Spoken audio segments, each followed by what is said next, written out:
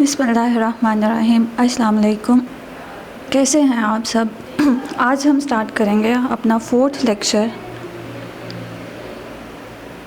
मैं हूं Ansari from Superior College Nankana Sahib. Let's start our lecture. Today we will discuss about phyletic lineage. Phyletic lineage क्या होता है? ये फाइलेटिक का आपको पता है, जैसे कि हमने लास्ट लेक्चर में भी डिस्कस किया था कि आप अपनी जो भी हेडिंग्स हैं या आपका जो टॉपिक का बेसिक हेडिंग है उसके मुताबिक या उससे आप अपनी कॉन्सेप्ट्स जनरेट कर सकते हो। तो पहले हम अपने टॉपिक की जो हेडिंग है उसी को डिस्कस कर लेते हैं, जिसमें है फाइलेटिक लाइनेज। फाइलेटिक का मतलब है कि आपकी जो एवोल्यूशन के प्रोसेस है, स्पीशीज़ में जो चेंजेस होती हैं उसे कहते हैं फाइलेटिक। एंड लाइनेज का मतलब है जैसे एक लाइन है, तो लाइनेज यानी कि एक सीक्वेंस में किस तरह से सारी स्पीशीज़ को अरेंज किया गया है और हम किस तरह से उसकी स्टडी कर सकते हैं। आपकी बुक के अकॉर्डिंग जो डेफिनेशन है उसमें लिखा हुआ है an unbroken series of species, यानी कि सीरीज़ की अनब्रोकन स्पीशीज़ हैं। इसका मतलब क्या हुआ कि जो अनब्रोकन है ऐसी सीरीज है या ऐसा सीक्वेंस है जो एक के बाद दूसरा आ रहा है, यानी कि 1 2 3 4 इसमें से कोई भी चीज़ स्किप नहीं हुई या मिसिंग नहीं हुई। Arranged in ancestors to descendant sequence, यानी कि इसमें अरेंजमेंट किस तरह से होती है स्पीशीज़ की कि जो पहले हैं जैसे कि एंसेस्टर, जैसे कि अबाव अजदाद हैं वो पहले आएंगे, उसके बाद डिसेंडेंट्स यानी कि जो न्यू जनरेशन्स होंगी या न्यू स्पीशीज़ होंगी। Each later species having evolve from one that immediately preceded it.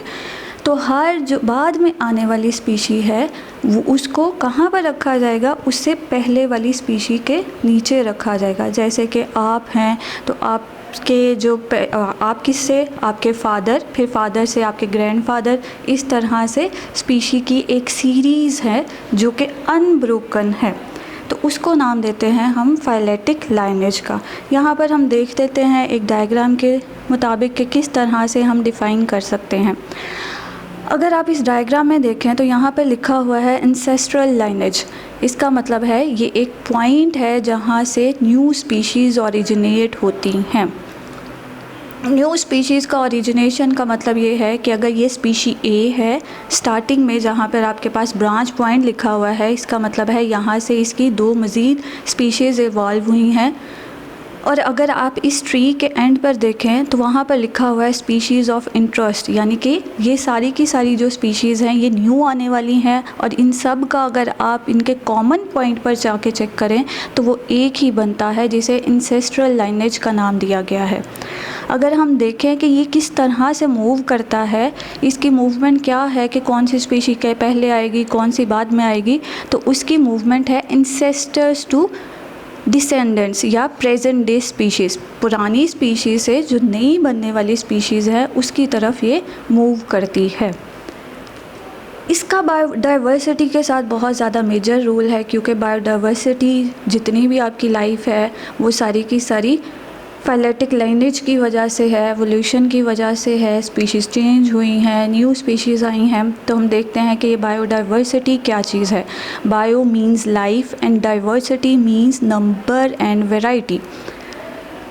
तो हम ये कह सकते हैं biodiversity refers to number and variety of species in a place. एक जगह पर कितनी स्पीशीज़ रहती हैं और कितनी तरह की, यानी कि वैरायटी, कितनी उसके अंदर वैरायटी है वो पाई जाती है। जैसे कि हम ह्यूमन बीइंग, हम होमो सेपियन, हम भी एक स्पीशी हैं, हमारे साथ कोई और एनिमल्स हैं तो वो भी डिफरेंट स्पीशीज़ होंगे। तो एक ही एरिया में कितनी स्पीशीज़ और उनकी कितनी वैरायटी यानी कि टाइप्स या काइंड्स रहती हैं। Evolutionary change often produces new species and increase biodiversity।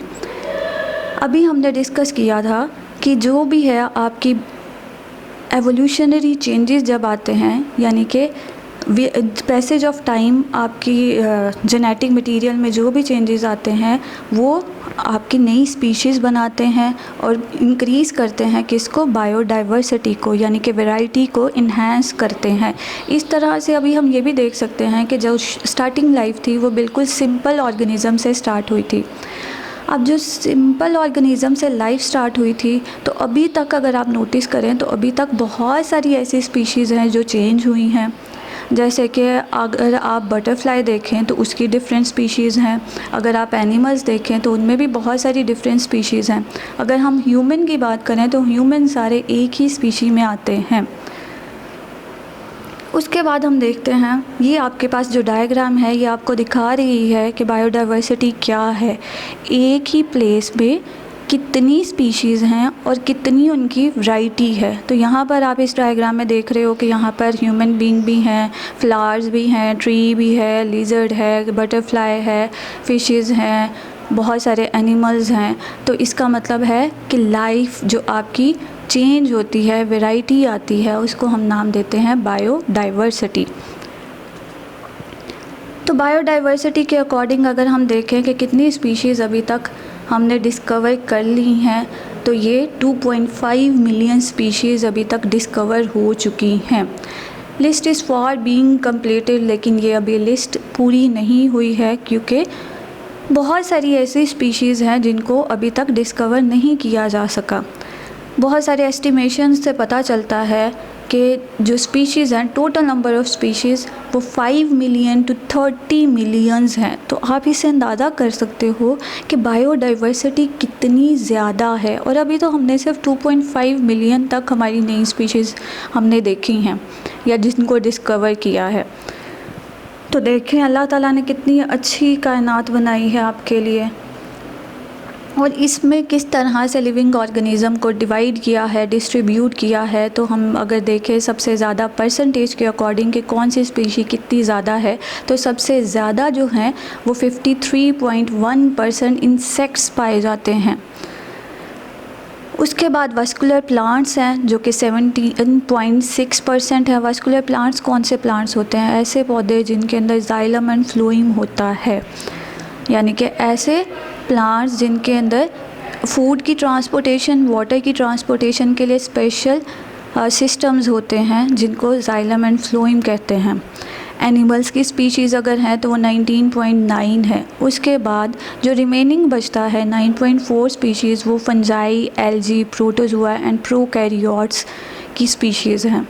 तो इस तरह से हम ये कह सकते हैं, ये MCQs के लिए भी बहुत इम्पॉर्टेंट है कि सबसे ज़्यादा स्पीशीज़ किसकी पाई जाती हैं, इंसेक्ट्स की, और एनिमल्स की कितनी स्पीशीज़ हैं, 19.9।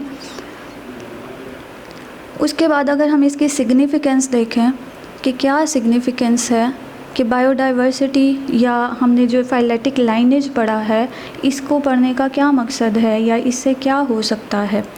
अभी हमने डिस्कस किया था कि जितनी भी लाइफ है वो सारी की सारी फाइलेटिक लाइनेजेस की वजह से है या पॉपुलेशन के अंदर जो एवोल्यूशन होती है, एवोल्यूशन इन रिमोट पास, यानी कि बहुत जो आपके पुराने आबाओ अजदाद हैं, बहुत सारी स्पीशीज़ के जो पुराने आबाओ अजदाद हैं उनके अंदर चेंजेस आते हैं और उन चेंजेस की वजह से नई पॉपुलेशंस या नई स्पीशीज़ ओरिजिनेट होती हैं।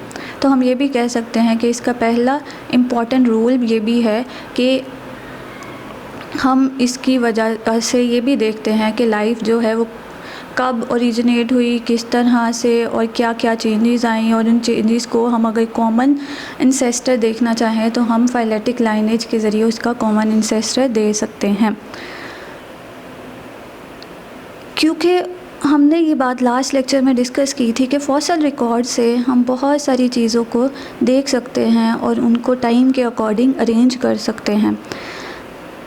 तो बहुत सारे ऐसे ऑर्गेनिज़म्स हैं जो कि सॉफ्ट बॉडीड ऑर्गेनिज़म है, यानी कि ऐसे ऑर्गेनिज़म जिनके अंदर स्केलेटन नहीं होता है या उनकी बॉडी बहुत ज़्यादा सॉफ्ट होती है। तो उनके अंदर उनके जो फॉसिल रिकॉर्ड थे वो किसी तरह से प्रिजर्व नहीं हो सके।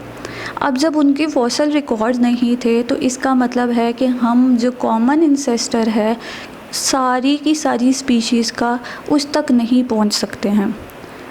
क्योंकि अगर कॉमन इंसेस्टर हमने देखना है तो हमारे पास जो फर्स्ट लाइफ थी उसका फॉसिल रिकॉर्ड होना चाहिए।